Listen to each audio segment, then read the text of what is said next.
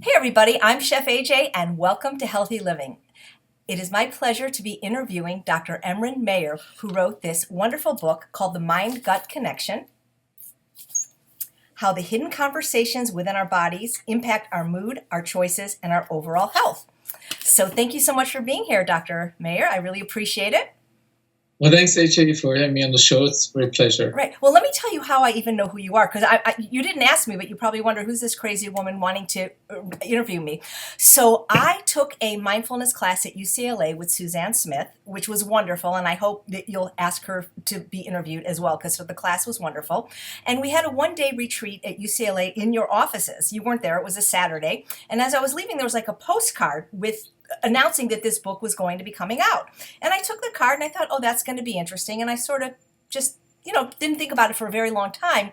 And then in September of this year, I noticed you were a speaker at an event that I was speaking at, the Southern California Veg Fest. Now, it turned out you didn't come, but when I saw your name, it reminded me again, hey, this guy's got a book and this would be really interesting. And so I'm really excited because I literally just read your book, so it's fresh in my mind.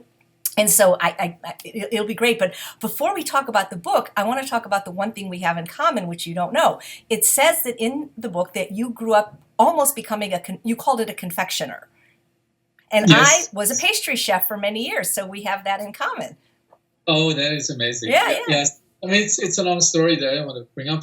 Anybody can read this in the book, but it's kind of interesting that, like some 45 years later, sort of the circle is sort of closing. Mm-hmm.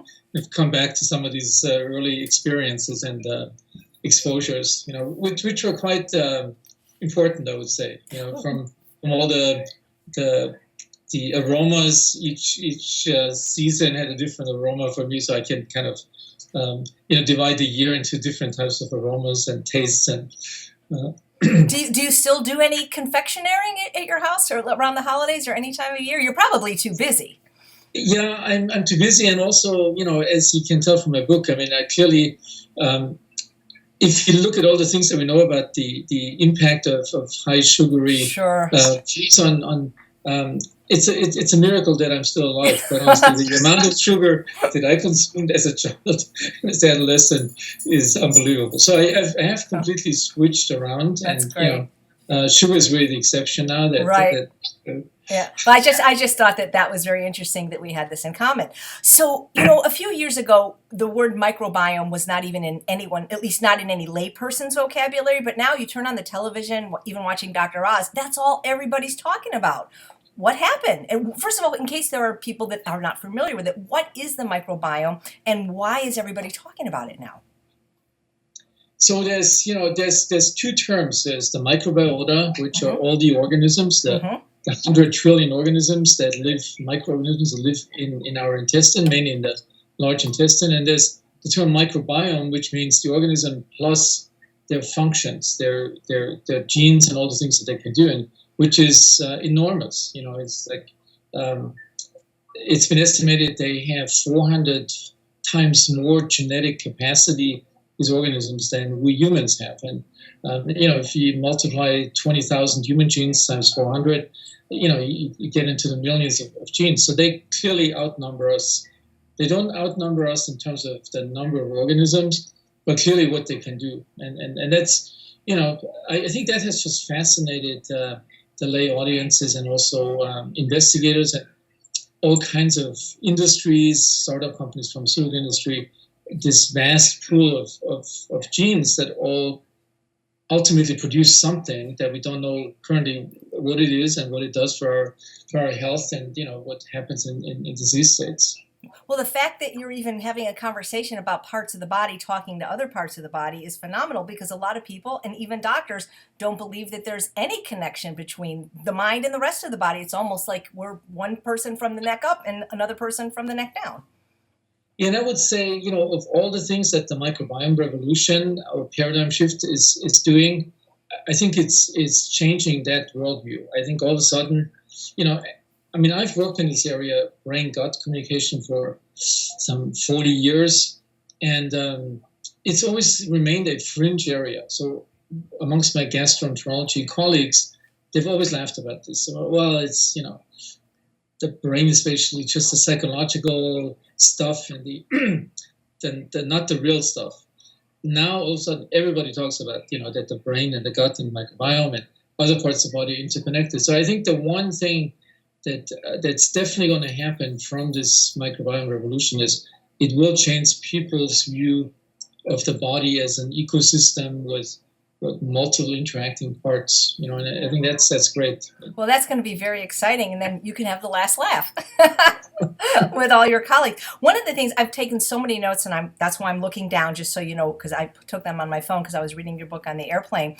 But one of the things you said is, on page 261 to be exact, that optimal health is not a goal physicians are trained to help their patients achieve. And I thought that was brilliant, and it was actually true. Both of my brothers are medical doctors, my grandfather, my uncle, 13 nieces and nephews and cousins. And you're right, you seem to be trained just to treat disease, not necessarily to treat optimal health. Yeah, and not only disease, disease basically just as a symptom in one narrow part of your body. There's all these different experts from Right. your nose to your mouth to your eyes to the heart. Each one is a separate area that people are not communicating with each other. So that's one thing that it's disease targeted, symptom targeted. But even if people talk about preventive medicine, they basically talk about, I shouldn't say this about my own profession, but they're talking about things that make money, which is screening colonoscopies, screening mammograms, all these things are driven by not really by looking at the whole body as a system that we can optimize its function, but really at doing these. What does it do if you do a screening colonoscopy on somebody who continues to eat unhealthy diet? It's not going to in any way decrease the risk of that person developing colon cancer. Right, exactly, yeah. I wish more doctors would think like that, because I think it's so refreshing. So one of the things that I found, if I had only to give one word to your book, one adjective, it would be fascinating, because I think it's a good read for everyone. Even if somebody's not a clinician, it's not that academic that they wouldn't be able to enjoy it and understand it. But I think for me, the most interesting part of your book is you talked about how early experiences almost certainly play a role in the development of our symptoms when it comes to IBS, and that from the time the fetus is in the womb, the stress level experienced by her mother can alter her susceptibility to stress, gut disorders, anxiety, and depression. I'm screwed. If this is true, I'm screwed, but I thought this was absolutely fascinating. Yes, a lot of people, there's a good there's a bad and a good message to this. One is, so the good thing is, nature doesn't come up with anything that wasn't at some point beneficial to us. So the fact that if you have a stressful, aversive, challenging childhood, it prepares you for a life in that kind of a world, And so thinking about just all, looking at these horrible pictures of these refugees in Syria, what they go through, that experience will program their bodies for a world that's similar to that. So in some ways it's a good thing. The problem is in our modern society, for the majority of people, so certainly in the developed world, for the majority of people, we don't have to deal with life-threatening challenges, wild animals, warfare, physical assault that an early life trauma would program us to, like a greater cortisol response, a greater stress response. So we're now paying the price for something that was great. It's still great for a lot of parts of the world, where unfortunately people are dealing with these terrible situations later in life. But for us, it becomes a major risk factor for developing depression, anxiety, things like irritable bowel syndrome, coronary vascular disease. So because we're programmed early on, if your mother was stressed during your pregnancy, if your mother ate a very unhealthy diet during pregnancy because you couldn't afford anything else, if the first 18 years of life you experienced a very disruptive family environment, all these things, and there's very good studies on all of this, it uses multiple programming channels to change our behavior for the rest of the life and the function of our organism. One of the most amazing stories so far only demonstrated in animals that, if pregnant mouse mothers were exposed to a mild stressor during pregnancy, it changes the microbiota composition in their vagina. And when the infant is born and goes through the birth canal, that stress altered microbiome becomes the basis for the infant's microbiome. And it's been shown that these mice born to stressed mothers had a different gut microbiome, and that in turn affected their brain development. I mean, so we don't know if that same thing happens in humans, but I mean, just one of many examples, how that the early adversity can program you for a different life. You said in the book that the method of delivery affects the microbiome. And nowadays there's so many people having C-sections, not necessarily because they need them, because they want their baby born at a certain time for convenience of themselves or the doctor. And you talked about how a vaginal birth is the best for the development of a good, healthy microbiome. It is, even though that, people have come up with larger studies that kind of challenge the early findings. The early findings suggested that this is one of the main factors that programs your gut microbiome. It now seems that after a year or so, or at least after 3 years, other factors can compensate for that. So, for example, breastfeeding. There's molecules in breast milk, these so-called human milk oligosaccharides, or HMOs, that are specifically targeted at the microbes of the infant. So these molecules produced by the mother, genetically influenced, they can't be absorbed by the infant in its gut when it drinks the breast milk. They go right to the bacteria and select a particular pattern or organization of bacteria that only respond to these maternal molecules. So those mechanisms are probably something that can compensate for the mode of delivery. So you may not get the optimal start with the vaginal microbiome, but the breastfeeding may compensate for that. So, to me, it's been really amazing. Something like I almost fall in awe over this, how nature has come up with all these ways of programming us for the life that's in front of us. And it's kind of surprising how little attention, medicine has really paid to this until now. I mean, there were periods not so long ago where breastfeeding was considered not necessary, even bad for the child. All these millions of kids that were fed with formula. Like me. I was born in 1960, and my mother's response was, well, it just wasn't fashionable. It really wasn't fashionable. That's what she said. And so, just imagine the formula, it has the nutrients in it, but it does not have any of those HMOs, these molecules in it that target your particular microbiome. So I have a few patients, they were C-section born, formula fed, got multiple antibiotics, and they come to me with all kinds of symptoms, of allergies to everything, GI symptoms, and now we know why. It's interesting. It seems to me, at least, or maybe it's just the people I know, that there are an increase in these digestive disorders. One of the things I hear from people writing me all the time is bloating. That seems to be a common symptom, perhaps more in women, but people are bloating. And that, I don't remember that when I was in high school or college, that people were just walking around with, bloated bellies. Is that about our microbiome? Is it about the fact that our diet has changed so much in the last 50 years from a healthy, unprocessed diet to largely, Americans eat something like 67 to 72% of their calories from processed food, which is not really food? Well, Probably all of the above. So, we don't know 100% what causes the bloating, and there may be different mechanisms in different people. And then there is bloating without a distended belly, and there is, bloating with the abdominal distension.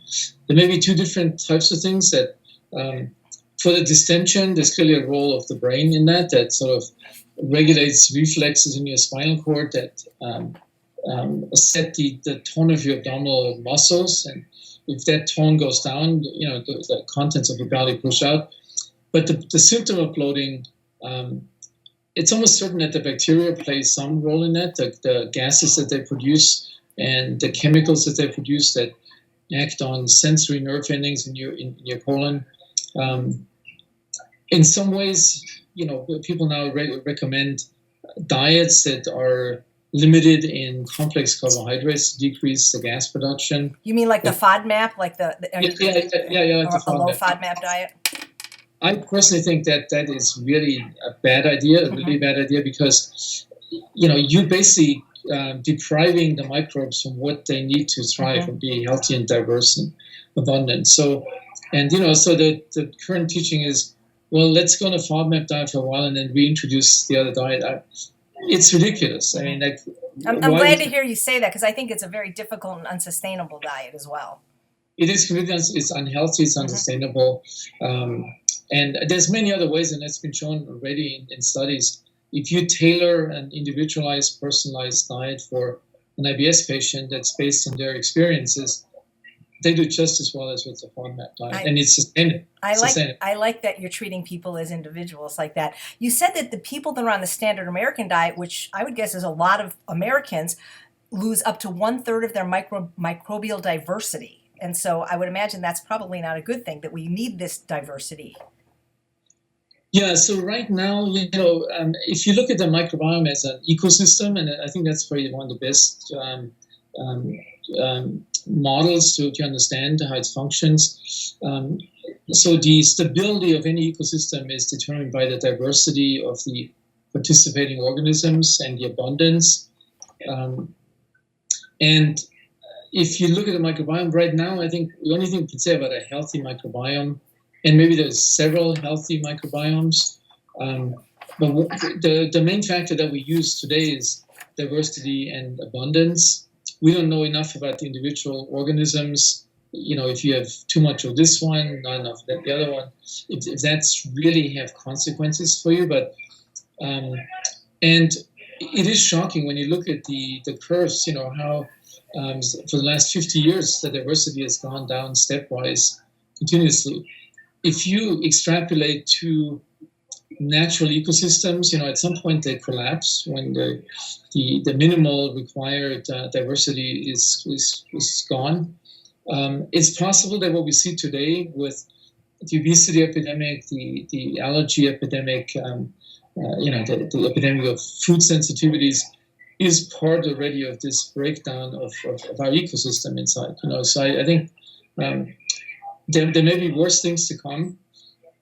But I mean, the obesity epidemic is bad enough, I think, with all its consequences.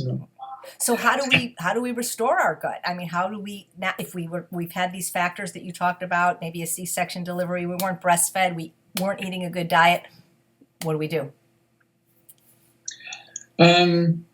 So there's also a bad and a good news part of it. The bad news is that pretty much our microbiome is established in its basic configuration early on in life, first 3 years in life. And after that, there's really just modulations up and down from that level. And we notice, for example, the infants of people, of natives living in the Orinoco, I wrote about this in my book as well. Mm-hmm. When they looked at the diversity of the microbiota, the parents and the infants, so really the infants differed from the North American infants in the same way that in North America, they lost really their diversity. So that problem starts not as adults. It really starts, within the first 3 years of life. So we have to start with what the mother should eat. Clearly, this diet high in plant-based foods and low in animal fats and low in sugar. It's clearly been shown in animal studies that maternal diet during pregnancy has a major influence on the health and diversity of the microbiota of the offspring. So I think it starts early on. So if somebody has the bad experiences, like what you mentioned, or things because we didn't know it better, so the mother could start, when she's pregnant, eating the right things, avoiding antibiotics, a huge thing, I think, and avoiding antibiotics for treatment of viral illnesses, respiratory tract infection, but also the antibiotics that we consume with much of the food that we ingest, the mass-produced meat, fish, chicken, beef. So we're basically exposed to a constant flow intake of low levels of antibiotics. And people like Martin Blaser in his book has shown this beautifully. That low level of antibiotic intake is enough to decrease or harm the diversity.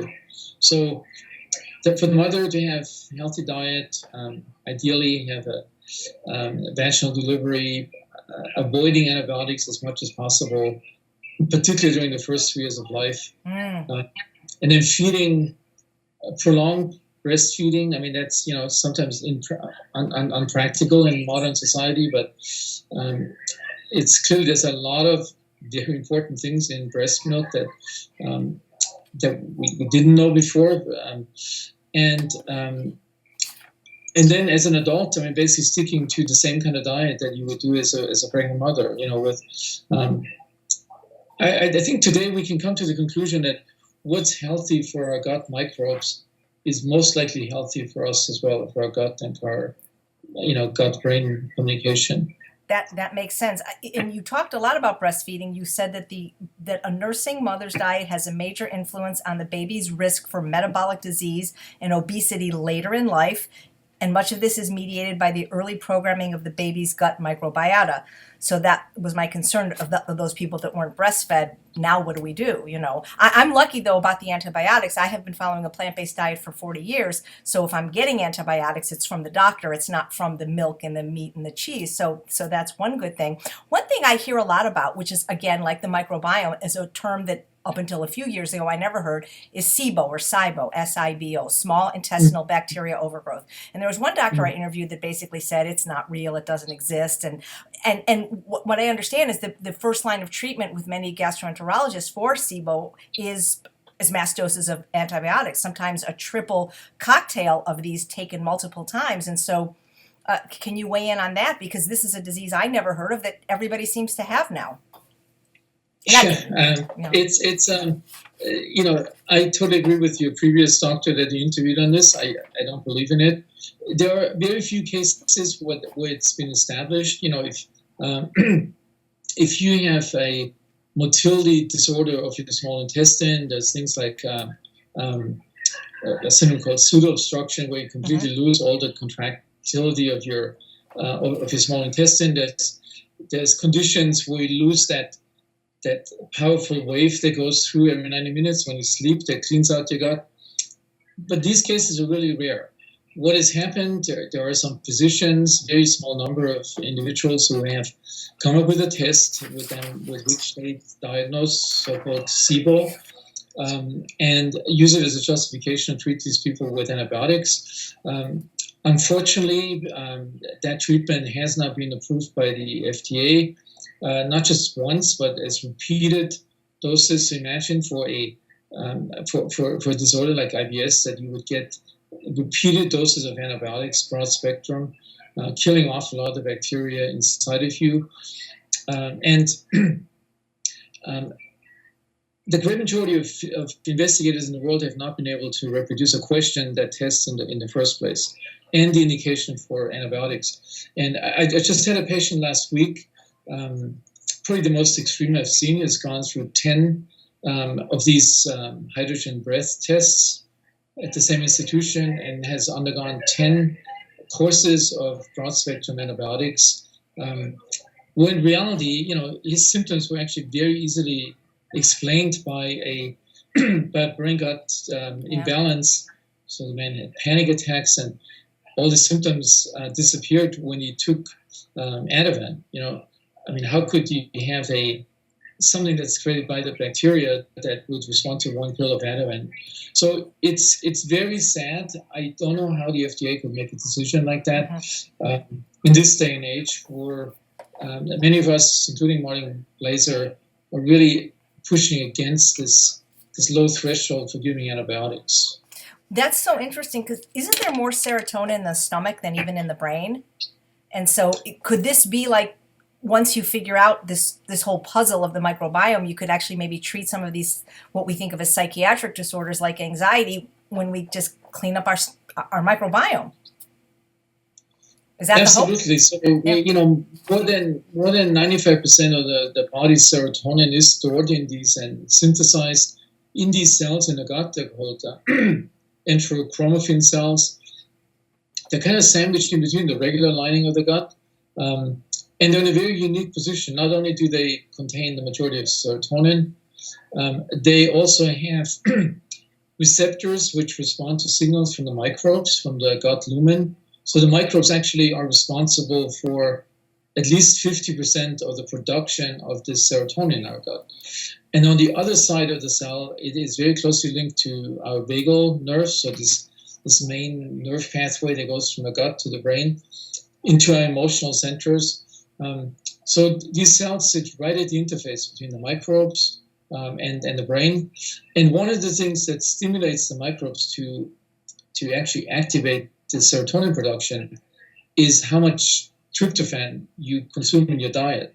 So, if you eat a lot of chocolate or other tryptophan containing foods, like oysters, for example, then you will increase the number of microbes that do this stimulation of your serotonin production. So we have an engine inside of us, even though not that well characterized, that we can, with diet, influence to affect our mood states, and our. So this is actually one of the most exciting things. I think that one type of cell. There's many others, but we know the most about that cell type. That is a direct link between diet, the microbes, the gut, and the brain.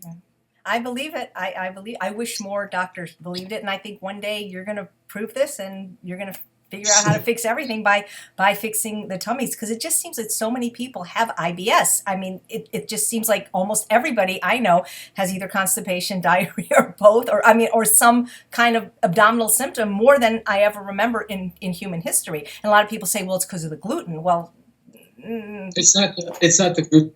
Yeah, that's another favorite topic of mine. The gluten. It is virtually impossible that in the last 15 years you would go from the gluten being a problem mainly for celiac disease to something that now 40 million Americans buy gluten-free or lowered food items. So there's nothing biologically that could underlie this. Yes, there is more gluten in our diet. It's being added as a supplement. There's vital gluten to many of the foods that we eat. It's added to creams, all kinds of things. But that alone cannot explain something like this phenomenon. Yeah. So I personally think, and many IBS patients that I see, they say, oh yeah, we've done the gluten diet, and they say, well, did it help you? Oh yeah, I felt wonderful. But so then I ask them, so why are you still coming to see me for your GI symptoms? And well, I mean, that's so I think there's a huge placebo effect, and people have really demonized gluten and whole grains and everything, which is really it's sad that this has happened. Now, I know you're at UCLA and you keep talking about patients. Could somebody conceivably see you? Do you accept patients, or are you just basically doing research? Because you seem, I would see you tomorrow if you did see people, because you seem very... No, I do see patients. Unfortunately, because of all the other responsibilities, in research and teaching, I had to limit it to 1 day a week. Wow. And I do select patients that I think I can really help. There are patients that, based on an initial interview with a nurse practitioner, with Suzanne Smith, that you met. She's great, yeah. So she basically screens the patients for me. So we set criteria. If I know before and it's a waste of time for the patient, I will not see that person, and which is good for the patient and for us as well, because it's. But it's something I think I've learned the most about this field from my patients. If you believe the patient stories, that was the foundation for this whole for my research career. That, as opposed to many other gastroenterologists who say, "Oh, this person's crazy," So when I started my career, actually, very prominent individuals at national meetings would say IBS is a disorder of neurotic middle-aged housewives. kind of amazing now, 30 years later. So I've always listened from the beginning and believed and then tried to figure out how could this be explained, and it's clearly been the basis for my for my current knowledge on this. Well, thank you for believing that, because I remember telling one of my doctors that I was told to take this mindfulness class for my IBS, and they kind of laughed it off, like, yeah, like it was as if it would have absolutely no, without even having had me do it and see the effects, that it was basically ridiculous, because as we know, the only thing that works is drugs. I'm being facetious because that's not true, but I like that you think that way, because that you would make me want to go to a doctor that has your open mind as far as that is concerned, that our body does talk to other parts of the body, and that we're not just, a gallbladder, a spleen, a liver, that everything is connected, just as the world is, just the same way, everything is connected. Yeah, and I should say, so this is actually, I shouldn't even think about a second book, but one of the topics that fascinates me the most is this concept of connectedness, because what we see now in basic science, as opposed to medical or clinical science, there is an explosion of something called systems biology, that people are realizing that every molecule is connected to each other, and there's now mathematical tools and computer systems where we can, extract that information. It's happening on other levels. So some of us, like integrated medicine or functional medicine, sort of picked up this concept of connectedness. But I see it in the world around us as well. I see it, the internet clearly has provided a phenomenal amount of connectedness. I think the female mind by itself is much more into the connectedness than the male, targeted on one target, focused mind. And then I also think, the whole ascendancy of Asian culture, particularly in North America. The Asian mind is also much more into the connectedness. So I see it at all levels. I see it from the biology all the way to the social, political level. That's cool. What do you think about, people talk about now GMOs, genetically modified organisms, and I don't think they're good, but could that explain some of what's happening in certain people's guts, that they don't recognize these as food? Yeah, so the main thing about GMOs, and I have to admit, I'm not an expert on that, but based on my medical or biological knowledge and talking to a lot of colleagues, I think that genetic modification by itself is not necessarily harmful for us. It may be harmful for our environment, or almost certainly is. This genetically modified salmon that's going to be produced soon, that eats all the other fish. If it ever escapes, it destroys. But pre-eating that meat is not that salmon is not that harmful for us. What is harmful is the pesticides that are being used around these GMO products, like corn and the animals, because now all of a sudden you can give tons of these pesticides, and they won't kill the crop or the fruit and kill everything else, but you will now ingest not just antibiotics with your food, but you also will ingest an increasing number of molecules of the pesticide. Yeah. And, it has been shown that so glyphosate, for example, one of the main pesticides being used with GMO products, that it cannot be metabolized by the human organism, but it can be metabolized by some of the microbes, which means it will also directly affect the microbial diversity. So I think humans were relatively safe to that initial. Now the doses have increased significantly because of resistance of these, the organisms and the various weeds that this is targeted at. But now that we know that it does affect the microbes, it will also affect indirectly our health. So I personally am totally against it. Yeah, me too. We can go to our doctor, we get our blood drawn, and our doctor could tell us things like our blood type and other variables. Do you ever think it'll be where we could go into our doctor and they're just going to, do some kind of test or something, and they'll do a printout and tell us what our microbial diversity is and what we need? And do you foresee a day where that could be just as common as your blood is type B. It's quite possible. It's not going to be the microbes. It's going to be the molecules that they produce. So are those the metabolites that you talked about in the book? Is that yeah, metabolites. So the whole microbiome field has really moved from focusing on studying the diversity and the number and the types of microorganisms to what they produce. And there's now many attempts to fingerprint these metabolites, and it's early in the field for that, and it requires a huge amount of computing power.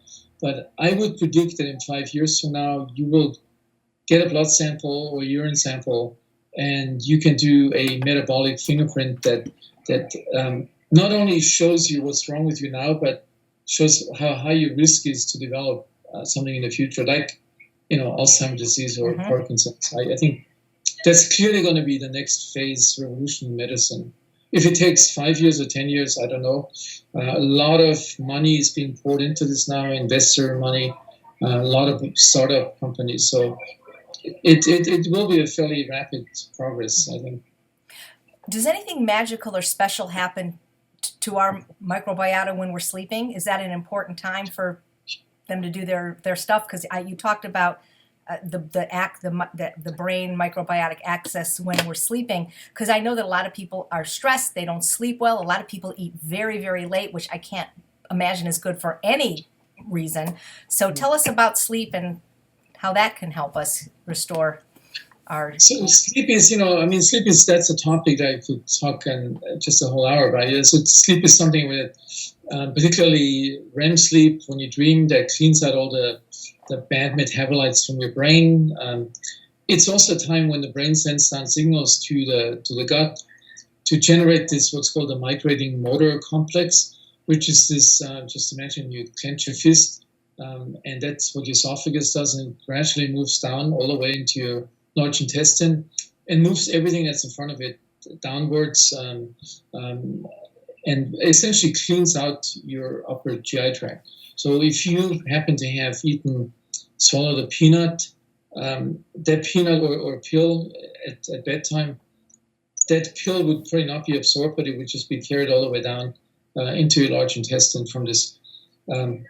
If that wave is absent in some diseases, then you get this SIBO we talked about earlier. Then all of a sudden microbes live in your small intestine in high numbers where they don't really belong to.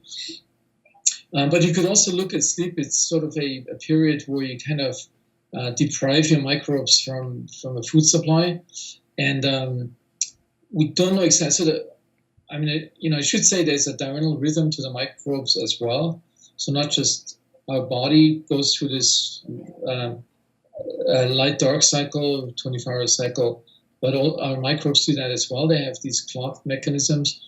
But also, like, what they do when they're being starved for 12 hours or 8 hours. So they can also, if they don't get food from us, from outside, they can chew on the mucus layer that's lining our gut, in which way that's beneficial for us.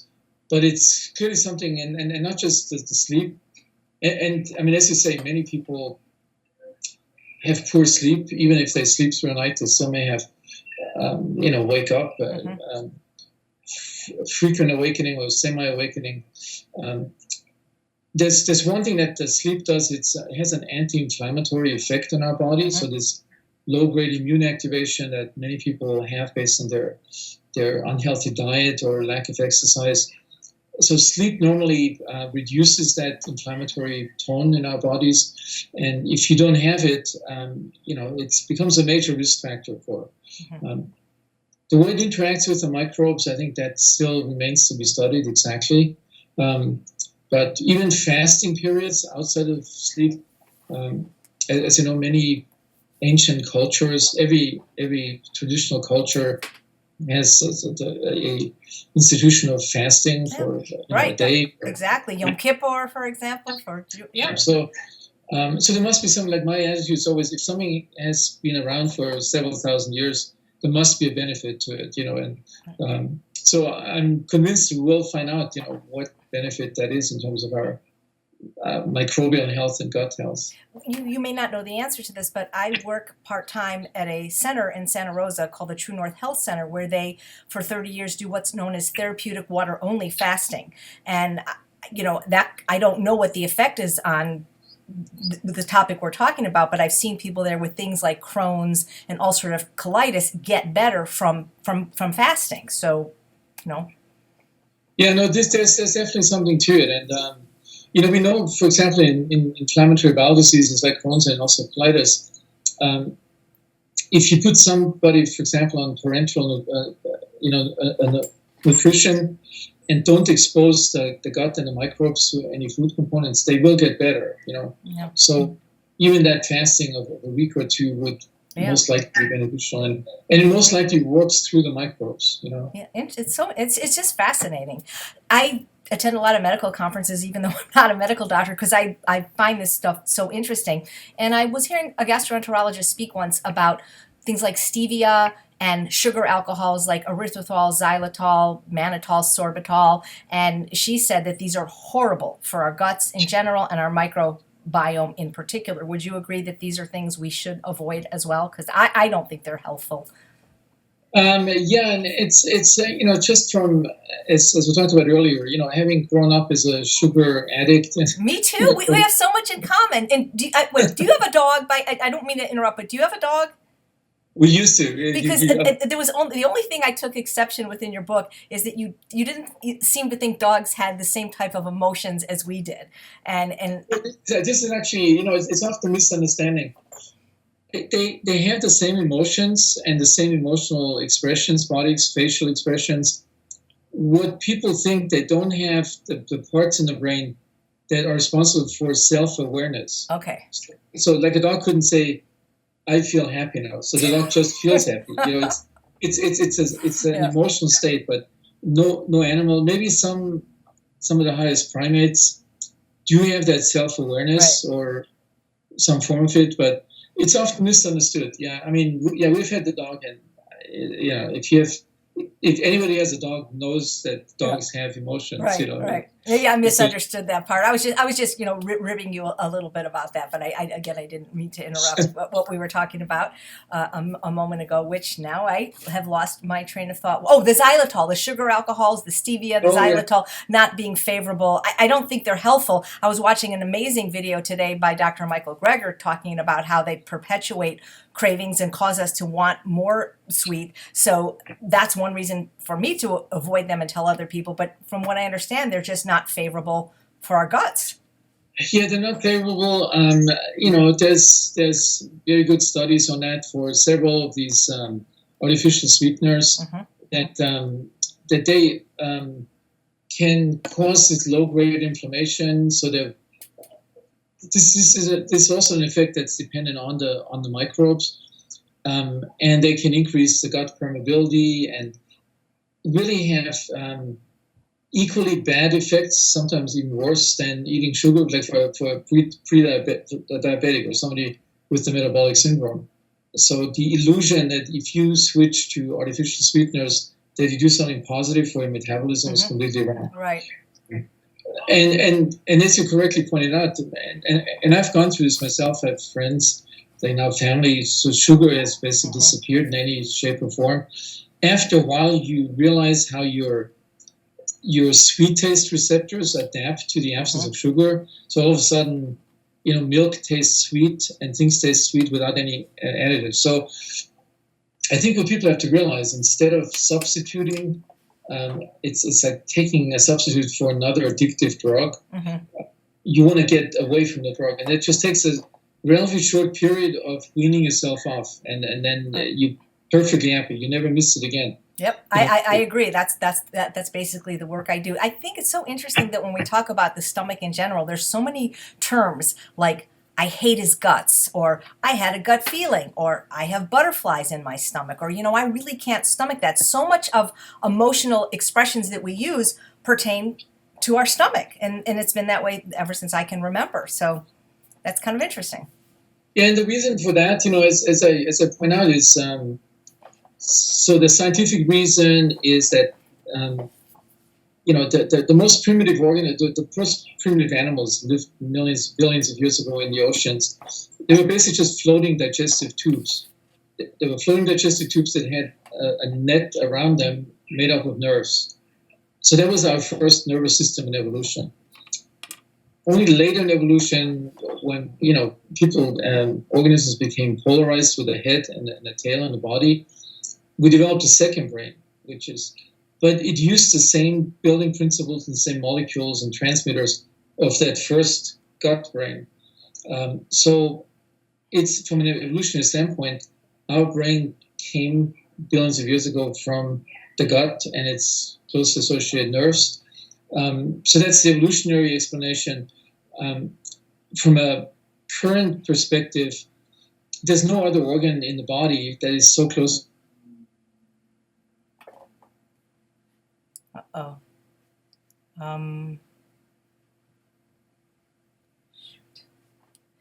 If you're still there, Doctor, you have frozen on my end. So, okay, there you go. You back?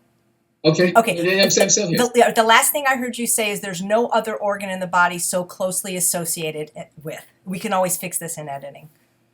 Okay. Yeah. So, besides the evolutionary explanation why the gut and the brain are so closely connected, if we look at the communication channels between our brain and the gut in both directions, there's just no other organ in our body, not the heart, not the lung, not the muscles, that has this intense communication. Mm-hmm. I mean, every part of our body communicates with the brain, but not to the degree as the GI tract does. They sort of have a little special connection.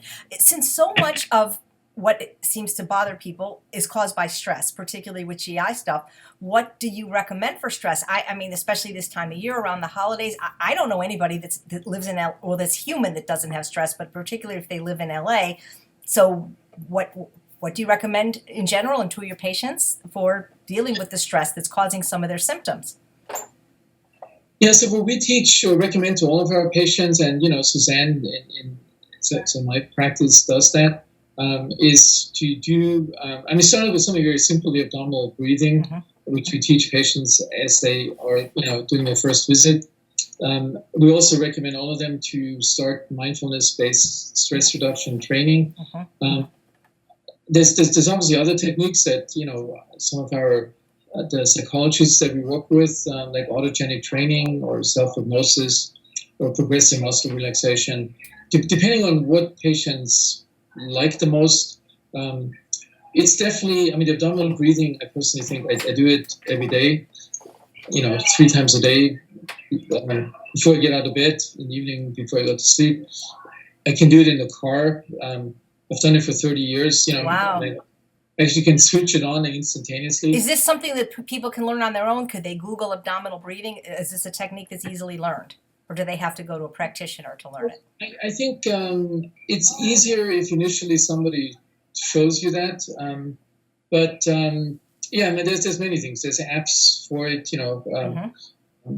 So not everybody comes to a physician who actually will teach them that, but we're working on something that anybody can access on our website, which is like a 20-minute session with all the explanations of why that's good for you. So it's not just a psychological thing. It's not getting more oxygen in your brain. Mm-hmm. It's actually stimulating your vagus nerve to send these relaxing signals directly into your emotional system. So it's a very simple and powerful way. It would be so cool if you could, I don't know if this is the right word, prove that this stuff is real to those that don't believe it, because right now, insurance, if we go to the doctor with SIBO or IBS, they'll pay for our medications, they'll pay for our colonoscopy. They're not going to pay for us to learn abdominal breathing or take a mindfulness class or go to hypnosis. And so it would be great if you could get this stuff covered for us somehow. It's amazing. So the insurance company would pay nine courses of antibiotics and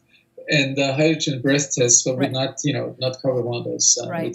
When the class, and I've taken that class at UCLA, and even if you didn't have IBS, it's just the tools you learn. They're just wonderful life tools that even if you had no medical problems, it would just be a great thing for people to learn. Yeah, and I would say, there's another revolution that we're undergoing is clearly that health professionals or science is finally discovering the immense power of the brain and our ability and using techniques to access that power. So I mean, I've been exposed to several entities that sort of push this agenda, from a Korean mind-body master, Ilchi Lee, to the person who has created Headspace in Santa Monica.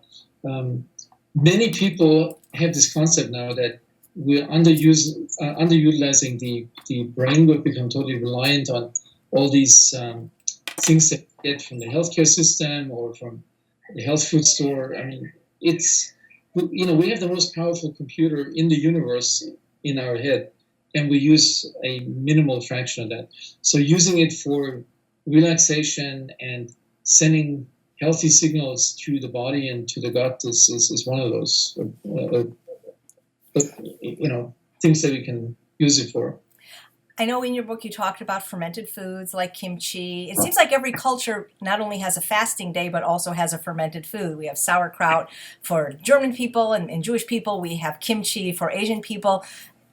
Do you recommend fermented foods for everyone, or just people that suffer from these GI disturbances? So I personally feel, that even though there's probably not a scientific basis for it, that in addition to this, predominantly plant-based diet and minimal intake of animal fat and sugar, that you should increase the amount of naturally fermented foods. And I recently visited and was invited to speak in Korea, and was invited a couple of times to traditional dinners, and I was just amazed, that when they ordered one main dish, that it came with 30 side dishes, small side dishes with fermented fish and all kinds of vegetables and things, and people are constantly nibbling on all these different things. So with each of these meals, they take in an enormous amount of probiotics, different types of probiotics. We've tried to look at this. I mean, is there a measurable health benefit for the Koreans? For various reasons, it's difficult to get that information. There seemed to be a lower rate of obesity. I don't know if that's related to that, but I personally recommend it. I don't recommend the pills. Right. You mean you don't recommend the probiotic capsules? You recommend getting it from food like sauerkraut, which you can get easily in every store now. Yeah, and then a lot of people make the mistake, they don't pay attention. Is it pasteurized or not? Obviously it should be non-pasteurized. Non-pasteurized. Okay, good. You don't want to have all the bacteria killed in it when you eat it.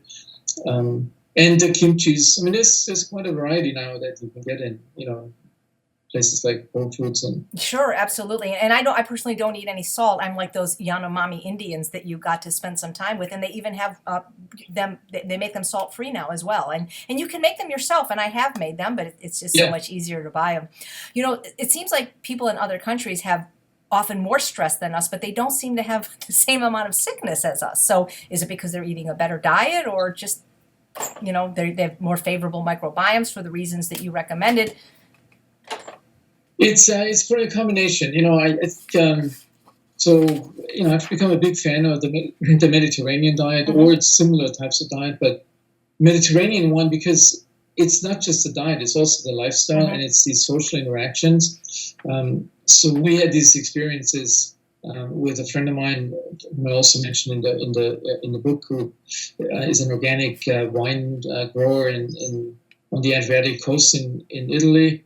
And just the experience of the interactions, I mean, like during the wine harvest, was how all the workers would sit together and have this communal meal and have a great time. And we went back for the olive harvest.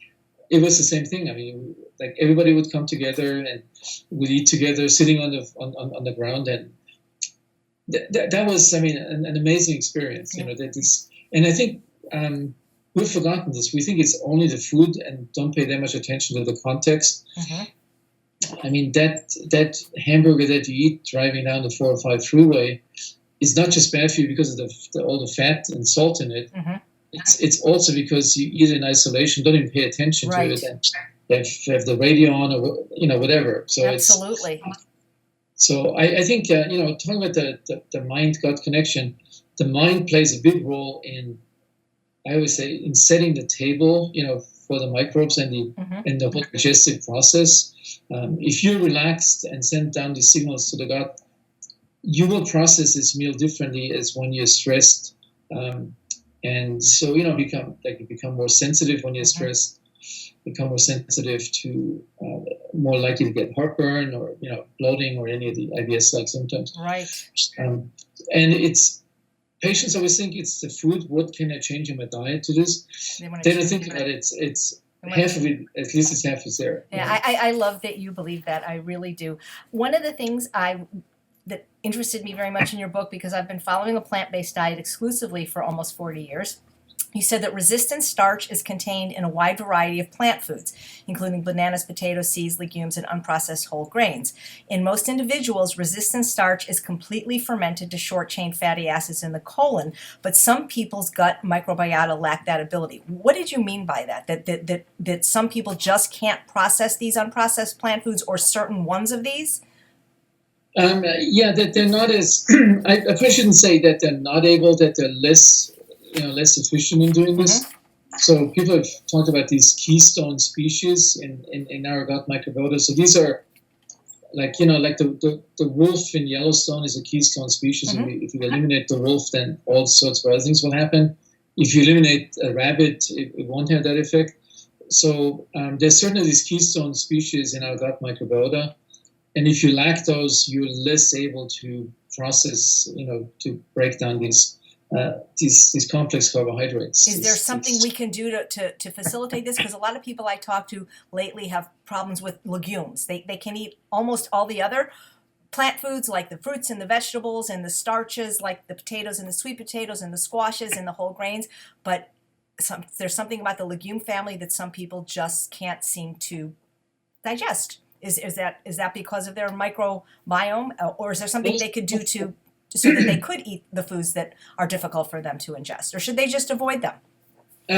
My recommendation would be to my patient would be, if you are convinced and if you tested this yourself that there's one or two food types that do not agree with you, you should probably first start to eliminate them to prove it to you that it no longer happens, and then reintroduce them in a small amount. And see if it continues to happen. Yeah, so I think that's kind of the personalization of the diet, that rather than saying there's the one diet, like the FODMAP diet, that's good for all. Sure. I like that you're willing to customize to your patients. So and it's sort of it's a principle of traditional Chinese medicine, this personalization that everybody needs. And we do this with medications as well. I think that no patient is identical. You have to find, and it kind of empowers the patient as well, that he or she has to help in working out what's best for them, what dose and what combination. So I think that definitely applies. I don't think right now that we have interventions that would turn somebody who doesn't really break down legumes as efficiently as somebody else, how we could change that. I'm not aware, but maybe there are. If you don't mind, I'd like to, because I believe that you're probably going to believe what I tell you. And if this turns out to be stupid, then I'll just edit it out. But since you seem to really believe that there is a brain-gut connection, I want to just tell you briefly a story, and then you can maybe comment on it like, well, you're crazy, or no, I believe you. So I'm going to show you a picture. Can you see this picture? Yeah. And you could see that the person in the picture is bloated, right? Yes. Okay, so that's me a couple years ago, and I'm 5'6" tall and weigh about 117 pounds. And when this happened to me, I looked like I was 9 months pregnant. And when I would go to the doctor for whatever reason, they would congratulate me. I became bloated on a particular day, Sunday, November 20th, 2014. And I stayed like that until Tuesday, June 16th, 2015. I went to 11 doctors, including 3 gastroenterologists, 2 internal medicine doctors, 2 immunologists, a chiropractor, a naturopathic physician, an oriental medicine doctor. So, and finally, I went to a psychologist because I was convinced this was all in my head because I wasn't getting better. I took all the antibiotics that I was told to take. a triple confection many times. I had all the breath tests. I had upper and lower GIs. I was just about to consent to the colonoscopy, which I didn't want to do. And then just as quickly as this came on, it disappeared.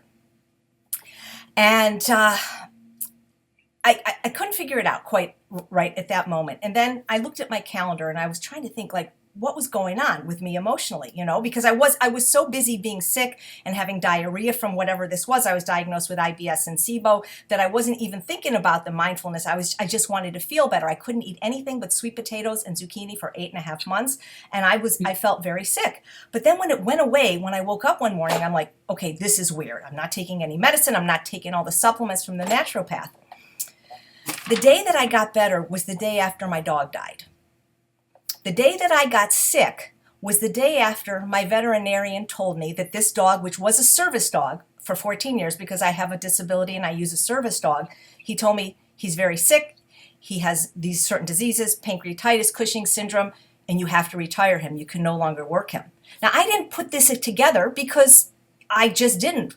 But the fact that I got well when he died, I thought, there's something to this. Because do you think I'm crazy, or could something that I perceived as a horrible stress like that cause me to have this horrible bout of SIBO IBS, and then when the stress was gone, I got better without really doing anything?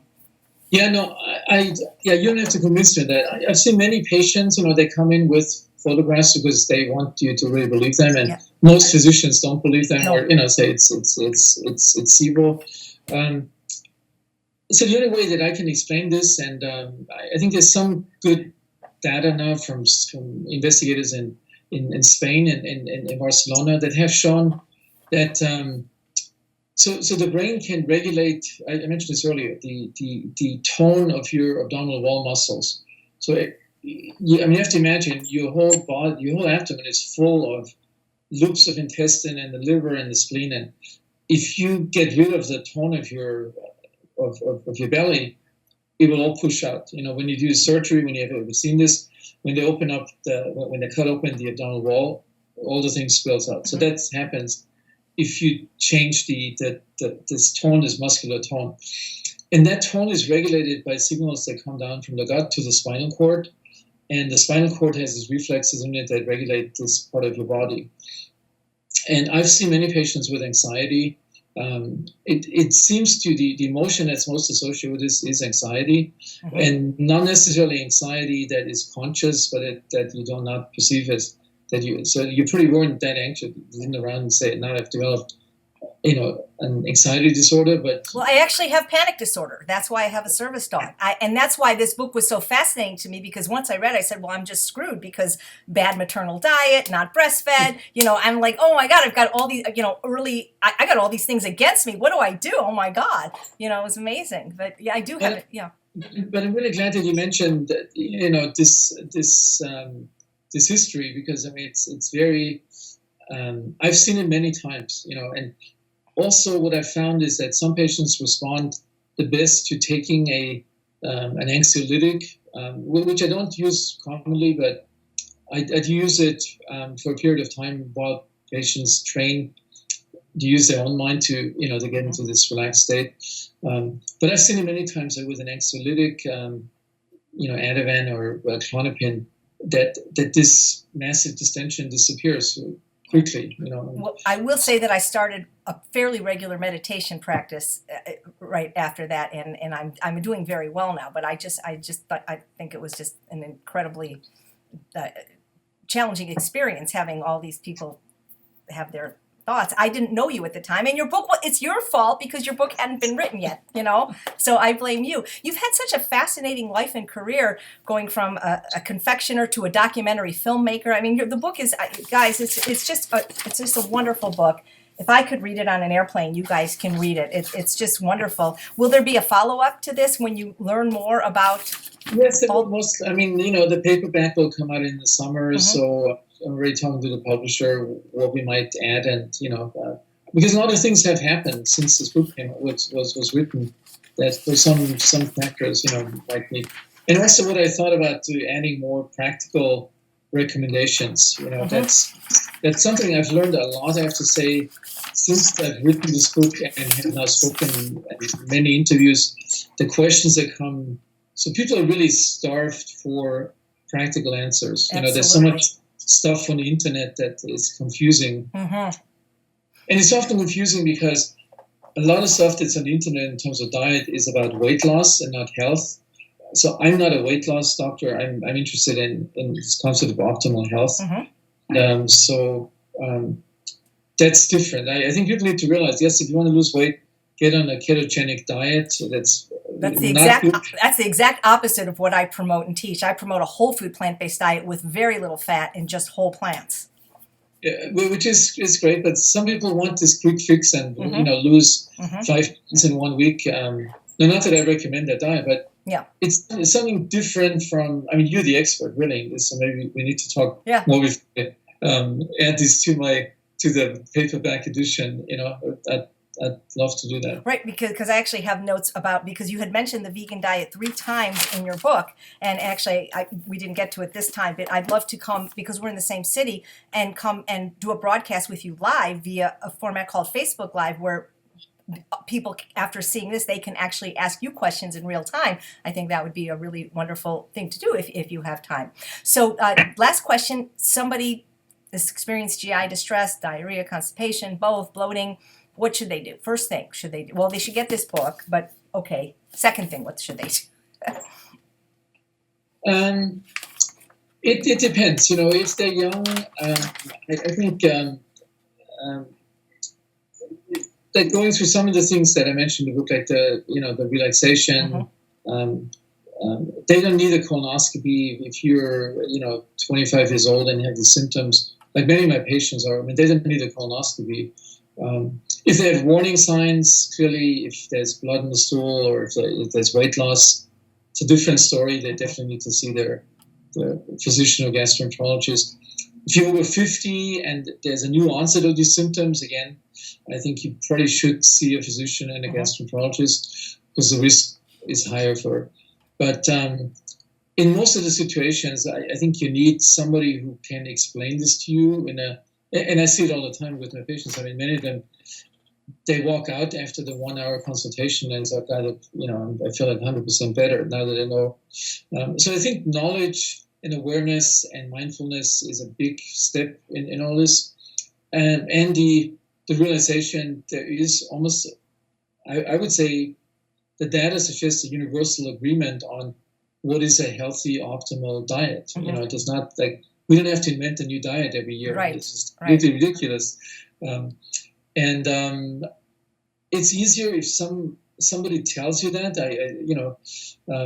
So many patients I see are completely disturbed because they get medical advice that makes them even more nervous. And, the doctor says, well, we can't rule it out 100%, but so they still think about those 10%. Well, maybe I do have that.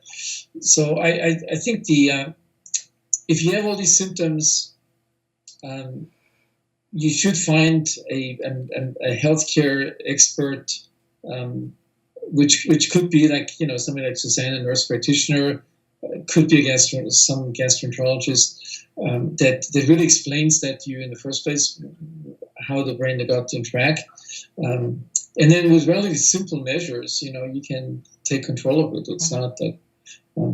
There's maybe, of all the patients that have IBS, there's maybe 5-10% that really need, the medication and the more invasive types of things. But 90% can do it with this other approach, education, and following some of these simple guidelines. And that's very encouraging, not to have these non-invasive techniques available instead of having to take a pill.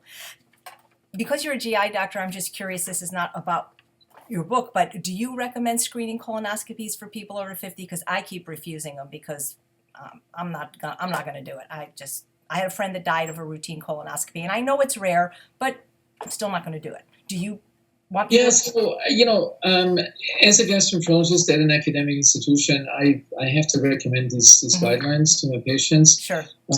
Off the record, quite honestly, I think. So the screening colonoscopy does not necessarily decrease your risk. changing your eating habits and your lifestyle does change your risk. I love that you said that. Thank you. If you're free next month, please come to my class as my guest, because I think that would just be wonderful to meet you in person. Well, I've taken up so much of your time, and I'm very grateful. I just want to tell you my very favorite line from your book, and then we'll close. You said, "The orchestra of microbes in your gut is fully staffed with seasoned musicians and ready to perform from the first years of life. The diet you choose determines not only the tunes it plays, but also the quality of these tunes, and you, ultimately, are the conductor of the symphony." Beautifully written, and you are the maestro. Thank you so much, Dr. Mayer, for your time, for writing this wonderful book, The Mind-Gut Connection. I really encourage everyone to get it. And thanks all of you for watching. I'm Chef AJ, and I make healthy taste delicious.